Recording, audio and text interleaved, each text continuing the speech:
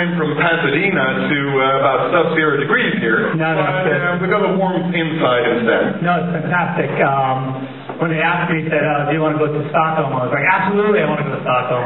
And it's awesome, so it's really cool to be here. I have a bunch of friends that are Swedish, of course, and so chance to see where they're from, and it's pretty awesome here.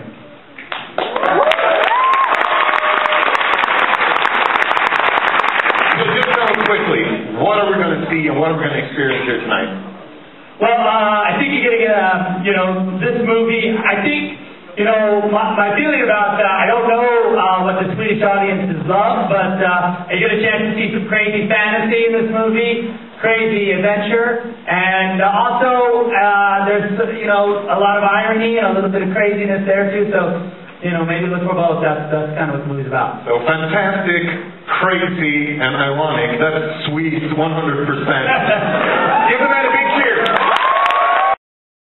Like Watchmen or 300 or Dawn of the Dead that had gone through me, I cared equally about. So, I think to sort of personalize the movies anyway. So once I actually had gotten halfway through the process, I realized that I treated it exactly the same way as I treated my other movies. Well, you say it's kind of like a child. I got to tell everyone here that doesn't know that you've got 7 children, and you just had the 7. So I think that's a word.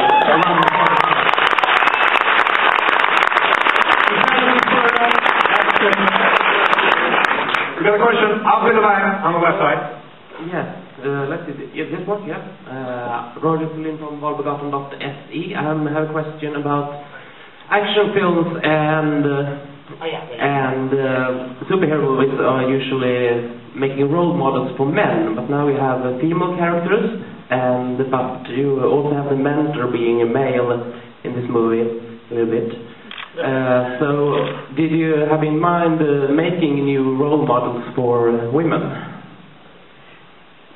Yeah, I guess because the movie is it's sort of an exploration of genre for me. I really feel like what the movie does as far as this male-female relationship is that what I wanted to do was say that because men have run genre and men run genre, I really wanted to sort of put into focus the way that women have been portrayed in genre or action films, and that is to say that they have been objectified by men, and that sort of the arena that women have had to sort of exist inside of in Hollywood, in the action film world, is like a brothel. And so for me, that's why really there's no positive male characters per se in the body of the film. Scott Glenn kind of exists outside. To me, like Scott Glenn is maybe kind of what she would hope a male character in its best form would give her. But then I think that, in the end, that's a fantasy, and that doesn't really happen. So, not to bash men too much, because, of course, I am one, but, maybe just because I have all these daughters, and, my wife is my producer, I'm the bad guy. So that really is what it's about. I don't know that I'm trying to say necessarily, look, it was my intention that the women take back, in some ways, the power from the men as best they can. And then by the end of the movie, the girls, when they're fighting, you accept that they are powerful and that they can succeed. That becomes a given. But then my belief was that, in the end, that's an illusion created by Hollywood. As far as in the genre world, and that, the best we can hope for is that, we get lobotomized, I guess. Horrible. Fucking dark and horrible. I'm sorry, I apologize. Yeah, we got one up here. This guy has a question right here. He has a microphone. We're gonna grab him after this question.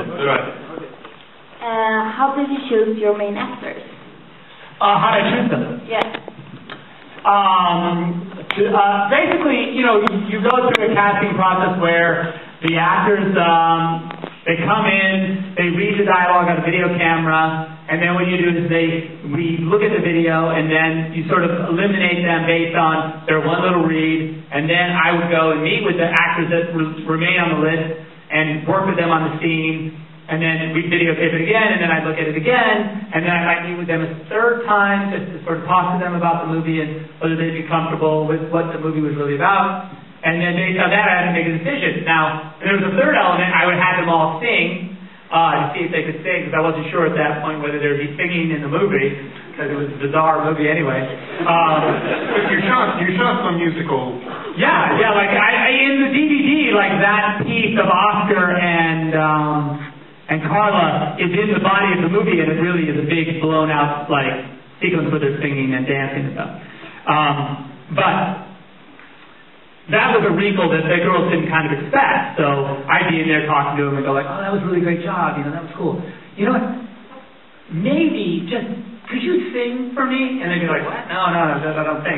But Emily was like, "I don't sing, but I'll try." And she sang "Killing Me Softly." I don't know if you know the song, but it's really and she sang it in this like it was beautiful and haunting and I got chills and I was like, "Oh my God, okay, that's awesome." Sorry. And I think I walked out of there and was like, "Okay, we got to hire her. She's awesome." And but you didn't have the guys in 300 sing for the audition, right? No, they had to take their clothes off, which was a different scenario. Not all their clothes, most of the clothes. Which is weird. I didn't do this to the ladies, so that's nice. See, you think in Hollywood it's the other way around, don't you? Not. Let's take a question right now. We live in a modern world.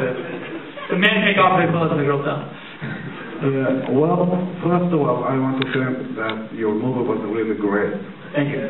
And then, by the way, me and my brother here is an actor also, and we really want to join in your movie. So therefore, actually, we bring our partner. This is how you make it in Hollywood. This is exactly how you make it. I'll be like, I remember that day. Remember when you were at that screening? You have the contact information.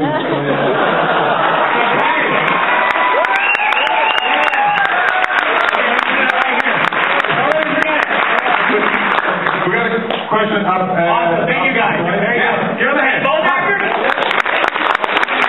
Oh, twins. Sometimes I need twins too. It's fantastic. Actually, you know what's funny?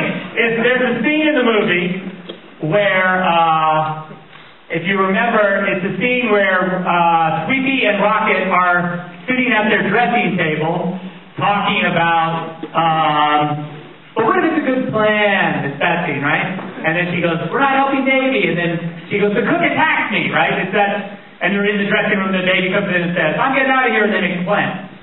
That scene actually was shot, basically, we built a set, right, where the real actors were on this side of the set. And the mirrors. And the mirrors were just holes in the wall. And then we had doubles on this side, right? Because if you watch the scene, the camera dolly is like this, right by the mirrors. And if we did it for real, you would see the camera in the reflection. So we built two sets. And then we had their stunt doubles played their double. But before, on the DVD you'll see, if you're interested, that what we did was we had twins sitting, like the shot started, on the DVD shot starts earlier. It's maybe another 30 seconds longer. So it starts, and you see these two girls. We see one girl, you think it's one, because it's an illusion. And so she's putting on some makeup in the mirror, like this, and then they get up to leave, and they go like this.